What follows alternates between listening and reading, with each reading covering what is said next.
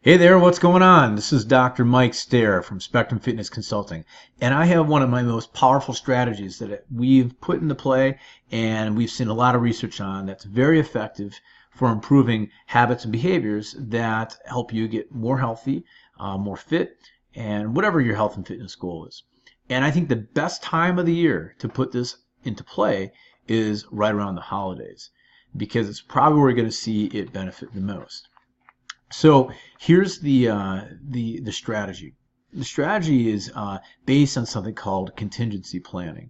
Essentially, whenever you're about to embark on any activity, on any experience, you're going to come across different contexts. You're going to come across different stimulus.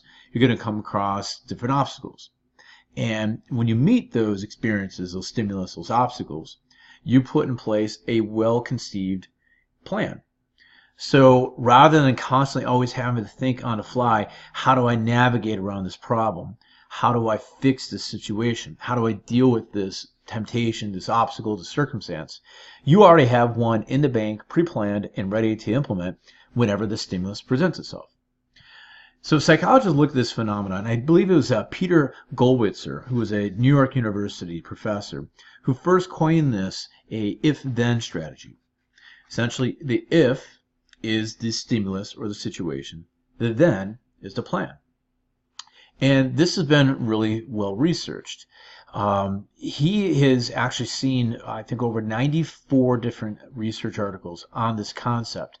And it applies to anything from changing behaviors like getting up early to not being late for things to stopping smoking, and interesting for exercise. One of these specific studies that looked at exercise found that when people had if-then plans and they had well-formulated if-then strategies, 91% of them were successful in carrying out their exercise plan. Versus people who did not have those if-then plans, they were only about 39% successful. So that's a pretty dramatic improvement. And this is a strategy, unfortunately, not a lot of people are using, but when they do use, we see great results with it. So the holiday season is a time where there's so many scenarios that come up that tend to sabotage us. If we learn how to deal with them, then we have a perfect opportunity to practice our if-then planning. And if we can succeed during this time period, it's a perfect opportunity to practice this so that you can carry it over to the rest of the year when hopefully things are a little bit less chaotic. So let me give you a few examples of my favorite if-then planning solutions. So, and just to give you an idea what the formula is, you create a context, a situation, or a stimulus. That's your if. And then the then is your behavior when that situation presents. So let's think of these situations. I'm hungry and it's late at night, and that's when I tend to overeat and blow my whole diet.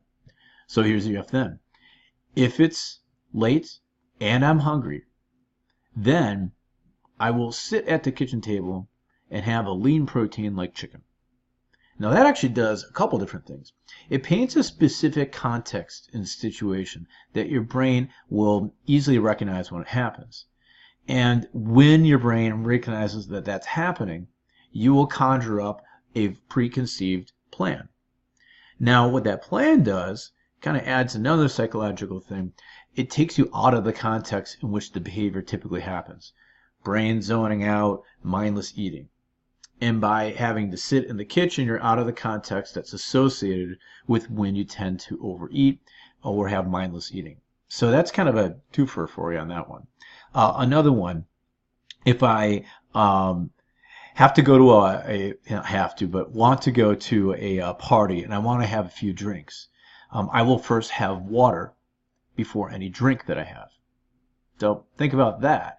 I mean, that obviously interrupts the likelihood that you will keep going drink after drink, blow your calories and inhibitions that might throw you way off your plan. But it also doesn't cause this deprivation mindset, saying like, oh crap, I'm not going to have fun. I'm going to go to this party. Everyone's going to be drinking. I'm not going to. Well, you're not telling yourself that. It's saying, I'm going to, but I make an agreement here. If I want a drink, I have a drink of water first. That tends to flush out the likelihood that you're going to have as much. Another one, If I leave work late and I don't have time for a full workout, I will do a BTN program at home. The BTN, I've done videos on this before, stands for better than nothing. It's, again, a pre-planned workout that's much more brief in nature.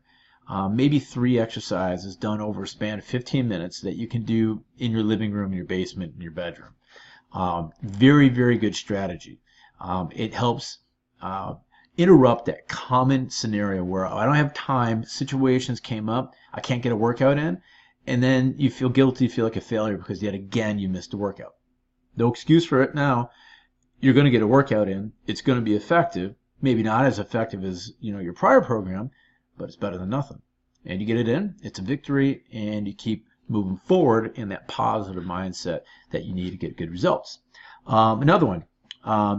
If I have a Christmas party to go to this week, then I'm going to stay 200 calories under my maintenance level all week. So you look at a calendar and say, well, I got a Christmas party coming up this week. I know temptations are going to be there. I'm probably going to overeat on those days. But I want to lose weight, and it's important to me. So here's what I'm going to do. For the rest of the week, I'm going to keep my calories down 200 every day. And you're going to feel, I think, a lot better come the time where you have that Christmas party. Those are just a few of many strategies.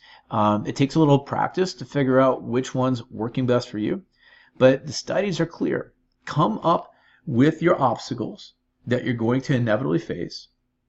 Identify the specific context, the time, the place, the stimulus that you're going to experience when that comes up. So after work, at a Christmas party, at night. And then have a specific stimulus. It's a lot less cognitively draining to have to constantly deal with the stimulus and come up with a plan all the time. If you already have a plan in place, then all you got to think about is associate with the stimulus, and it's a lot less cognitively demanding.